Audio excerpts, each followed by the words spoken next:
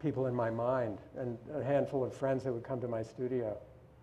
And I don't really remember Laurie and me spending a lot of time talking about each other's work back then. I mean, you might remember it differently, but you know, we would do things like go on a visit to my parents and Laurie would take pictures. And it was very sweet to me that she wanted to use these toys that had meant so much to me when I was a kid. But I didn't think about it poetically or autobiographically or however you would think. I just thought, oh, that's sort of cool. And it seemed consistent with Laurie's approach that these little cowboy figurines would be an interesting subject to her. And I frankly, I didn't really like to show Laurie my work as much because I felt bad for her that she didn't really know what to say about it. And, you know, there was a whole sort of, well, ghettoization is the wrong connotation, but a kind of compartmentalization of painting into, you know, a thing like, well, like I don't really go there, or I don't really know about that, which always bothered me somewhat, because to me it's kind of, I mean, I chose painting because, or I always say painting chose me, really. It was a combination of my historical interests, my personality, the fact that I like to do things with my hands. I always enjoyed drawing. But it wasn't any notion that it was privileged over other things. If anything, it seemed perhaps the opposite, and that was part of its perverse interest to me. So, and I think, you know, the other thing is Laurie had begun exhibiting her work around the time of this stuff, and I was still quite a ways from that. I didn't have any sense that my work was ready for that, that I was still working like a real job at the time that we were doing these things. So we were in kind of different places in our lives, even though we were together. And I was happy to have my real job and not to have that all of my chips resting on my painting, because I knew I needed more time to develop it. So that's kind of where I was at the time of this. And I remember around that time, I never had a job. I never figured that out. But I remember at the time, Tip was a layout artist at Time Magazine, and I saw Leo Castelli on television. There was an interview with him, and one of the things that really struck me that he said, this was around 1980 or 1981, he said, real artists never have jobs. So that was a bad evening. Yeah. So I told Tip that I'd heard Leo on television. He said real artists never had jobs, and he said, well, who do you think is going to support both of us since you've never had a job? But there was, I think what was going on was that my self-consciousness about, you know, being part of painting or talking about painting was kind of offset by Tip's sense that he wasn't part of the what we now call, you know, the annoying title of the pictures generation. But it's interesting to think how organic it all was at the time, and seeing our children make their way in the world and find people to be friends with and find their group and find their niche makes me remember how simple it seemed to meet.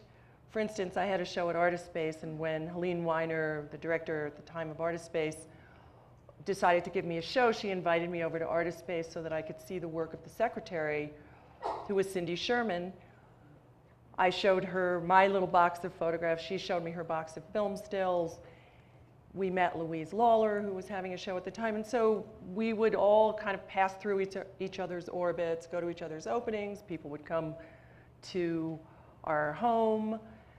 We would have parties and drinks together. Then there was a whole coterie of painters and sculptors that I knew through Tip. But nobody had the sense that there was any sort of movement afoot. I want to say that that's not something that's in one's conscious mind, and you almost leave it to the historians or the critics to kind of point out what's going on. But you just know that there are certain contexts you want to be in and certain friendships you want to make. And I think that that was an operating principle in our life, the way that we functioned. So now, the date of that photograph, my tourism photo is 1983. Oops. And I don't know the date. Yeah, it's about the same. I mean, these are all within a year of each other, or a year or two, all these pairs. Doesn't seem like too much of a difference after 20 years or 30 years. Right, it's true. I mean, this painting was the very first painting that I made on a sheet of wood that I thought was successful. And it was really the beginning of my feeling like, oh, now I sort of have traction. There's a lot for me to do. And it was the beginning of the time when I began having opportunities to show my work in galleries, and I stopped having a real job. So quite a bit changed for me. Oh, we got married in 1983. And we also got married, yeah. Which... the year rang a bell. Yeah, which was, as those of you who are married know, is a significant thing. But I've always very much downplayed the influence of real-world events on my art, public events or private events. You know, wars or babies, either way. I tend to think that I'm just kind of going along in my tunnel, and that my work determines its own next step. In hindsight, I see this as not at all the case, but I can't say why it should be that in the same year one gives in to the idea of marriage, one also makes a kind of important step or opens an important door in one's own work path, along one's own path. I don't know why that should be, but there it is. Art's a very complicated, you know, the relationship between what you think you're doing and what you might really be doing is always really hard to figure out in the present tense. There's a sort of 20/20 hindsight thing about it, where I can look back on things and see connections that I absolutely couldn't or wouldn't see at the time. And Laurie and I were starting to move into sort of somewhat more similar circles in terms of galleries that we worked with and people we knew. You know, things were getting a little more public. I mean, the art world was tiny then compared to what it is now, but it felt more public. So it was it was an interesting time. A lot of growth. What I see as being significant about both of these photographs is that that's the first tourism photo I made, and we went to Greece. Tip had a show in Athens, and it was kind of a pre-wedding trip right before we got married, and we went to the Parthenon, and there was a vendor at the Parthenon selling, you know, trinkets and images of the Parthenon and these slides that he was selling, because in those days everybody took photographs and slides. And I remember that when my parents traveled, my father would always buy slides wherever he was to slip into his slideshow, because they were always better than what, and I knew what he was up to. You know, there would be one with my mother and then one really perfect one at sunset, and I knew he hadn't taken. So I was really excited when I discovered these slides, and they were faded blue from being out in the sun in the Parthenon. So this was the beginning.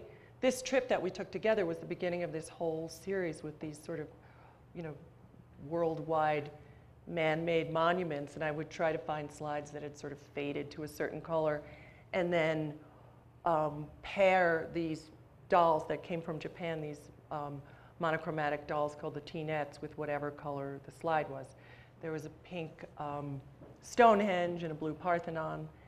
So this trip that we took together that was very significant for us was the beginning of a series for me. What I remember most about these paintings on wood was that Tip seemed to be working on the same painting for months and months, and I would come in and there would be one painting on a piece of wood, and then I felt like it was another painting and another painting, and I don't know what the longest period of time was that you worked on these things. Quite some time. Quite some time. But I remember saying, don't you think maybe instead of making 5 or 10 paintings on one piece of wood, maybe you should make 5 separate paintings or 10 separate paintings? Because it was the most labor-intensive time, the most labor-intensive period that I've ever observed in my husband's studio, and it just seemed like one piece of wood. I mean, I wish that it had occurred to me to document what was going on in these paintings, because there were a number of paintings underneath this painting and all the wood paintings. I don't know. We actually once did a written interview to go with a show of the wood paintings that was at the Scarstedt Gallery in New York, and I don't remember if we ever touched on the fact that. Yeah, well, it's a characteristic of the work my work at that time, certainly. I wanted there to be a sort of deep archaeology in every painting, and I had made I mean, both Laurie's and my work follows weird rules. It's just not always apparent. I mean, that's a big influence of the whole practice and the whole conceptual art generation on our generation. And the rules in my work at the time were kind of more non-rules.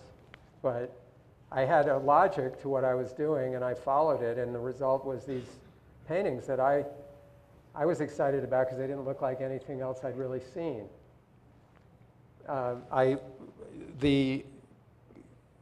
The thing that Laurie was saying about color, this is jumping ahead to the later 80s. I was always interested in rules of color and ways of trying to philosophize about color. When I was making those earlier paintings, the philosophy was any number of colors, any combination of colors, it's all good. And then I decided to kind of engage my own opposite and to make a series of monochromatic paintings, which I certainly don't think were entirely due to having been around Laurie working with her little T-net dolls, but I was always fascinated by this idea of color coordination. And it comes from interior decorating, which couldn't have been further from what I was thinking about as an influence. But I was extremely influenced by the whole idea of monochromatic painting. You know, Robert Ryman and early Robert Mangold, artists like that were enormous influences on me when I started to think seriously about painting. So I thought I could bring something of that logic into my own more, what I would, as you might say, kind of automatistic universe. So, and I also had gotten properly sick of painting on sheets of wood at this time. So, I mean, a lot of the changes in my work are motivated by nausea with my own sort of repetitive habits. So I would go along for a while until they seemed exhausted, and then I would try to do something that picked up maybe a somewhat less than obvious aspect of what had been in the work and bring it to the foreground. And I don't remember exactly what, I mean, that painting of mine I think was made in 1988. I don't know exactly the year of Laurie's picture. 1987. But what's it say? Oh.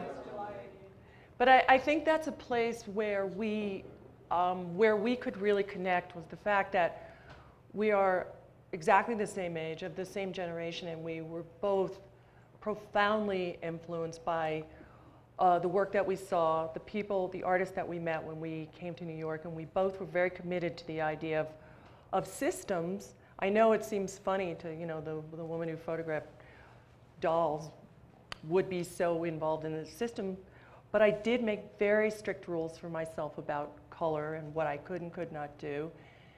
And we had always looked at art together. We continue to look at art together, and I think that we were both very motivated by the ideas that we had discovered both before we were together and when we were together of the generation ahead of us. And I do also think that, you know, the life of an artist can be, you know, we have no hours. We don't have to report to work at any specific time. And I think that particularly, you know, once we had children, our life did become far more structured. But I think for us, the systems were so important because we needed to understand what we were doing, why we were doing it, when we would do it. And I feel like that is a really important motivator and kind of overlay for both our work, the way that we both work. Our older daughter was born in 1986, so